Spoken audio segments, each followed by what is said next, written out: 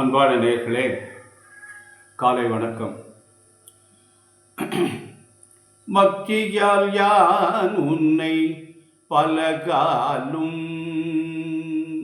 பக்தியால் யான் உன்னை பலகாலும் பற்றியே மாதிரு புகழ் பாடி முத்தன மாறனை பெருவாழ்வில் முற்றியே சேர்வதர் அருள்வாயே.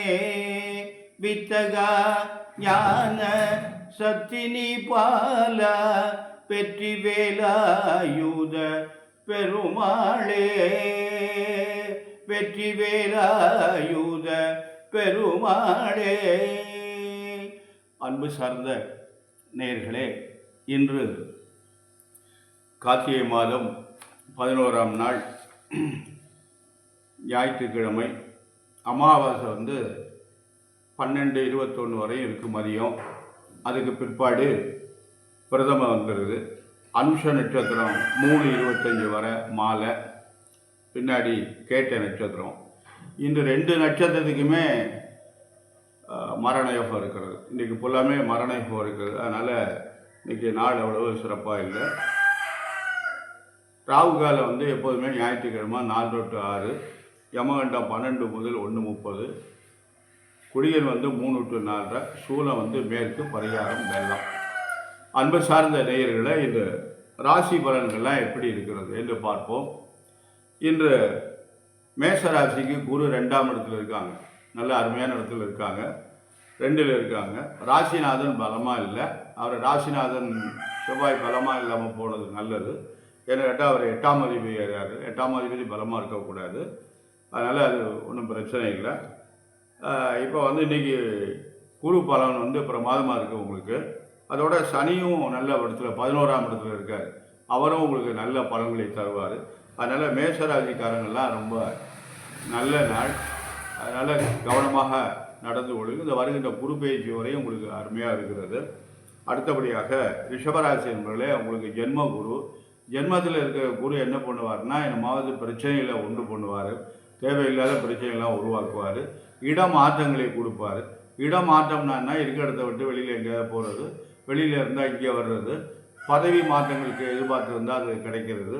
இப்படியெல்லாம் பல கருத்துக்கள் எல்லாம் செய்வார். அதில் சில பெரும்பகுதி நன்மையாகவே இருக்கும், பிரச்சனைகள் இருக்கும். அதனால் அதை கொஞ்சம் ஜென்ம குரு, ஜென்மர் ராமர் வனத்திலேன்னு ஒரு பழமொழி உண்டு. அதனால் ராமருக்கு ஜென்மத்தில் குரு வனவாசம் போனார் அப்படின்னு சொல்லுவாங்க. அது மாதிரி இப்போ நம்ம வெளிநாடு போகிறதெல்லாம் வனவாசம் தான்.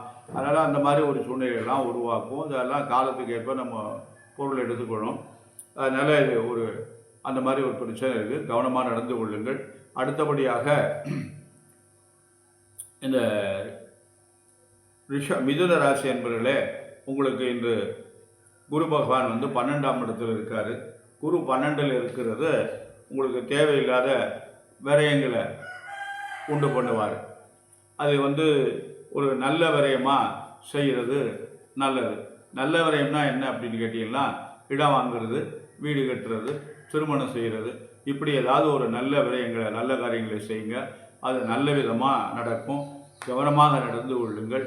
ரிஷபராசி மிதுன ராசி என்பவர்கள், இது 2 ராசி என்பவர்களும் வியாழக்கிழமை தோறும் வில்வ பத்திரத்தினால தட்சிணாமூர்த்திக்கு அர்ச்சனை பண்ணுங்கள், நல்ல பலன் தரும். அடுத்து கடகராசி என்பவர்களே, உங்களுக்கு அருமையான நாள், நல்ல நாள். கடகராசி என்பவர்களுக்கு குரு பகவான் 11ஆம் இடத்துல இருக்காங்க. 11ல் குரு இருப்பது நிறைவு, லாபஸ்தானம். அந்த இடத்துல குரு இருக்காங்க. இந்த 11ஆம் இடத்துல இருக்க குரு பார்வையினால் நன்மையெல்லாம் செய்வார். நிறைந்த நன்மைகள் கிடைக்கும் அப்படிங்கிற அமைப்பு. ஜாக்கிரதை நடந்து கொள்ளுங்கள். ஆனால் சனி 8ல் இருக்கார், அஷ்டம சனி. புதுசாக எதையும் செய்ய விட மாட்டார். அதனால் ரொம்ப பத்திரமாக, கவனமாக, ஞாபகமாக நடந்து கொள்ளுங்கள்.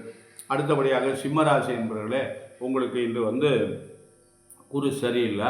குரு 10ஆம் இடத்துல இருக்கார். 10ல் குரு பவுசை குறைப்பான் என்று சொல்வார்கள்.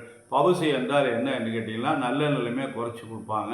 ஜாக்கிரதையாக கவனமாக நடந்து கொள்வது மிகவும் சிறப்பு. அன்பான சிம்மராசி என்பவர்களே, ரொம்ப கவனம். தட்சிணாமூர்த்தி வழிபாடு மிகவும் நல்லது. கன்னிராசி என்பவர்களே, உங்களுக்கு நல்ல நாள், அருமையான நாள். உங்களுக்கு இன்று உங்களுக்கு குரு பகவான் 9ஆம் இடத்துல இருக்கார். சனி பகவான் 6ல் இருக்கார். இது ரெண்டும் உங்களுக்கு நல்ல அருமையான அமைப்பு. உங்களுக்கு ராசிநாதன் எங்கே இருக்கார்? அப்படின்னா ராசிநாதன் 3ல் இருக்கார், 2ஆம் அதிபதி 4ஆம் இடத்துல இருக்கார். இதெல்லாம் உங்களுக்கு ஒரு நல்ல சிறந்த அமைப்பு.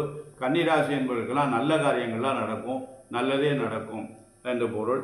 அன்பான துளாராசி என்பவர்களை ரொம்ப கவனமாக நடந்து கொள்ளுங்கள். உங்களுக்கு குரு 8ல் இருக்கார், புதுசாக எதையும் செய்யாதீங்க, புதிய முயற்சிகள்லாம் தவிர்ப்பது நலம் அப்படின்னு ஒரு கருத்து இருக்குது. அதனால் ஜாக்கிரதையாக நடந்து கொள்ளுங்கள். அடுத்து விருச்சிக ராசி என்பவர்களே உங்களுக்கு நல்ல நாள், நல்லதே நடக்கும், நல்ல காரியங்கள்லாம் நடைபெறும். உங்களுக்கு வயதுக்கு ஏற்றபடி அவங்க வயதுக்கு ஏற்றபடி திருமணம் நடக்கும், வீடு கட்டலாம், இடம் வாங்கலாம், வெளிநாட்டுக்கு போகலாம், இந்த மாதிரி தொழில் துவங்கலாம், வேலைக்கு முயற்சி பண்ணிடலாம், வேலை கிடைக்கும். இப்படியெல்லாம் ஒரு அமைப்பு நல்ல விருச்சிக ராசி அன்பர்களுக்கு நேரம் நல்லா இருக்குது. அடுத்து தனுசு ராசி என்பவர்களே உங்களுக்கு இந்த குரு பகவான் எப்படி இருக்கார் அப்படின்னா 6ல் இருக்கார். உடல்நிலையில் சற்று கவனமாக இருந்துருவோம். இன்னும் ஒரு 4 மாதம்தான் ஜாக்கிரதையாக இருந்துருவோம், வேறு ஒன்றும் பிரச்சனை இல்லை. அடுத்து உங்களுக்கு சனி பகவான் 3ல் இருக்கார், ராகு பகவான் 4ல் இருக்கார். இதெல்லாம் உங்களுக்கு ஒரு நல்ல அருமையான அமைப்பை தரும். அதனால் குரு சரியில்லாட்டாலும் கூட மிகப்பெரிய கிரகமான சனி பகவானோ ராகு பகவானோ நல்ல நிலையில் இருக்கிறதுனால அவங்க நிச்சயமாக நல்லது செய்வாங்க. அடுத்து மகர ராசி என்பவர்களே உங்களுக்கு இன்று குரு நல்ல இடத்துல இருக்காங்க. ஆனால் 7.5 சனி இன்னும் காலம் இருக்கிறது, முடியும் காலம், ஜாக்கிரதையாக நடந்து கொள்ளுங்கள். குரு நல்ல இடத்துல இருக்குது, ராகு 3ல் இருக்குது. இந்த 2 கிரகங்களும் நல்ல சிறப்பாக இருக்கிறதுனால கவலைப்படாதீங்க, ஜாக்கிரதையாக நிதானமாக நடந்து கொள்ளுங்கள், நல்லதே நடக்கும். கும்பராசி என்பவர்களே உங்களுக்கு எந்த கிரகமும் சரியாக இல்லை. அதனால் நீங்கள் ஜென்ம சனி நடந்து கொண்டு இருக்கிறது. முதல் சுற்று, 2வது சுற்று, 3வது சுற்று அவரவர்கள் வயதுக்கு தக்கபடி இந்த பலன் தரும். அதனால் ரொம்ப ஜாக்கிரதையாக நிதானமாக ஞாபகமாக நடந்துங்க. வண்டி வாகனங்கள்லாம் மெதுவாக போங்க, காரிலெலாம் வேகமாக போகாதீங்க, பைக்கில் போனீங்கனாலும் வேகமாக போகாதீங்க, ஜாக்கிரதையாக போங்க. சனி பகவான் மேலே 7.5 சனி நடக்குது, ஜென்ம சனி நடக்குது, கீழே வந்துட்டுலாம் குறை சொல்லாதீங்க. நம்ம கவனமாக நடந்து விட்டோம்னா நம்ம அதுலேருந்து வெளியில் வந்துடலாம். அடுத்து மீனராசி என்பதில் உங்களுக்கு இன்று குரு பகவானுடைய பார்வை பிரமாதமாக இருக்குது. மீனராசி என்பவர்களுக்கு பார்வை நல்லா இருக்குது. ஆனால் கொஞ்சம் ராசியில் ராகு இருக்கிறதுனால கொஞ்சம் சிரமப்பட்டு தான் காரியங்களை செய்யணும். ஆனால் அதனால் உங்களுக்கு நல்லதே நடக்கும், நல்ல காரியங்களாக நடைபெறும். 7.5 இருக்கிறது. அன்பான மீனராசி என்பவர்கள் ரொம்ப ஜாக்கிரதையாக நடந்து கொள்ளுங்கள், கவனம் தேவை. அடுத்து மகர ராசி, கும்பராசி, மீனராசி என்பவர்களுக்கெல்லாம் 7.5 பகவானுடைய காலம் இருக்கிறது. அதனால் ரொம்ப ஜாக்கிரதையாக நிறமாக இருந்துங்கோ. சனிக்கிழமை தோறும் வீட்டில் சைவமாக இருந்தீங்கன்னா ஒன்றும் பிரச்சனை இல்லை. சைவம் இல்லாதவங்க சனிக்கிழமை தோறும் சைவமாக சாப்பிடுங்க.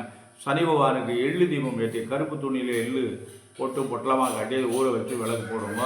எள்ளு சாதம் பண்ணி காக்காய்க்கு நைவேத்தியம் பண்ணுங்க. வன்னி பத்திரம் கிடச்சிதுன்னா அதனால அர்ச்சனை பண்ணுங்க. அப்படி வன்னி பத்திரம் கிடைக்கல அப்படின்னா வன்னி கன்று வாங்கி அங்கே நந்தவனத்தில் பயிர் செய்யுங்க, நல்லது. வன்னி மரம் நம்ம வீட்டுக்கிட்ட வைக்கக்கூடாது. கம்மாக்கரை, ஊரணிக்கரை இந்த மாதிரி இடங்களில், தோட்டங்கள், இந்த மாதிரி நந்தவனங்களில் வைக்கலாம். அந்த மாதிரி செஞ்சு அந்த பத்திரத்தை பறித்து அர்ச்சனை பண்ணிங்கன்னா மிகவும் சிறப்பு. மற்றவங்களும் அதை பறித்து அர்ச்சனை பண்ணாலும் உங்களுக்கு பெரிய புண்ணியம். யாரோ ஒரு புண்ணியம் அந்த செடியை வச்சுருக்காங்க அப்படின்னு சொல்லுவாங்க, அதெல்லாம் உங்களுக்கு நன்மை. ஆகவே ஜாக்கிரதையாக கவனமாக நிதானமாக நடந்து கொள்ளுங்கள். அன்பான நேயர்களே, இன்று ஒரு முக்கியமான ஒரு கருத்தை நான் முன்னாடியே சொல்லியிருக்கேன், இந்த மீண்டும் மறுமுறையை சொல்லுகிறேன். இந்த பொருத்தம் பார்க்குறதுல நிறைய நம்ம கவனிக்க வேண்டிய ஒரு கருத்து இருக்குது. நிறைய படித்தவங்கள்லாம் நிறைய தப்பு பண்ணுறாங்க. என்னென்னு கேட்டால், இந்த பொருத்தத்தை மட்டும் பஞ்சாங்கத்தில் இருக்கிற பொருத்தத்தை மட்டும் பார்த்துவிட்டு யோனி பொருத்தம் நல்லா இருக்குது, ரட்சு பொருத்தம் நல்லா இருக்குது, தாலி பாக்கியம் நிறைவாக இருக்குது, குடும்ப வாழ்க்கை நல்லா இருக்குது, 9 பொருத்தம் இருக்குது அப்படின்னு ஜோசியர் சொல்லிட்டாரு, பிரமாதமாக இருக்குது அப்படின்னு கல்யாணத்தை பண்ணி வச்சிடறாங்க. நன்றாக யோசிச்சு பாருங்கள்.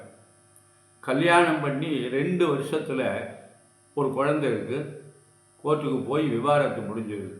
காரணம் என்ன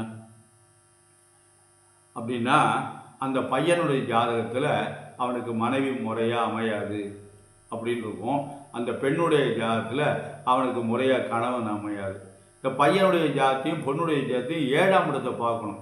7ஆம் இடத்தை யாருமே பார்க்கறது இல்லை. களத்திர சார்ந்த ஜாதகத்தை இப்போ என்கிட்ட சில பேர் கேட்குறாங்க, முதல்ல ஜாதகத்தை நல்லா பாருங்கள் சாமி அப்படின்னு என்கிட்ட வரும்போது கேட்குறாங்க. மற்ற இடத்துல போகும்போது அவங்க என்ன பண்ணுறாங்கன்னா ஜாதகத்தையே பார்க்க மாட்டேங்கிறாங்க. அவங்க இந்த பஞ்சாங்கத்தில் இருக்க பொருத்தத்தை பார்த்து பிரமாதமாக இருக்குது அப்படின்னு சொல்கிறாங்க, நம்பிட்டு சொல்கிறாங்க. அடுத்து இந்த யோனி பொருத்தம் பிரமாதமாக இருக்குது அப்படின்னு சொல்கிறாங்க. யோனி பொருத்தம் நல்லா இருந்தால் அதுக்கு என்ன பொருள் அப்படின்னா, குடும்ப வாழ்க்கை நல்லா இருக்குது அப்படின்னு சொல்கிறாங்க. இல்லை, ஒற்றுமையே இல்லை, குடும்ப வாழ்க்கையே இல்லை.